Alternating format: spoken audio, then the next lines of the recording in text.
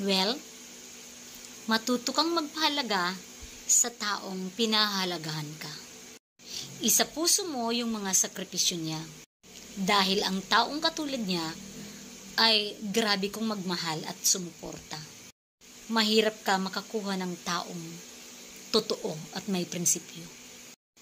Pag binaliwala mo yan at hinayaan mo siyang mawala sa'yo, well, makikita mo lang yung halaga niya pag nawala na siya sa buhay mo.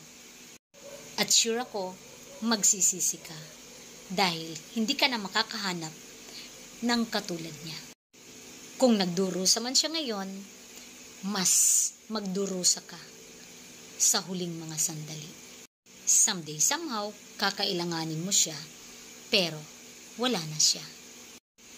Hindi mo na maibabalik ang kahapon. Pakakatandaan, anuman ang ginawa mo sa kapwa, babalik yan sa'yo. May karma. Malupit ang karma pag ang dinihado mo ay malapit sa Diyos. Huwag kang mandihado ng tao, lalo na kung yung tao ay wala namang ginawang masama sa'yo.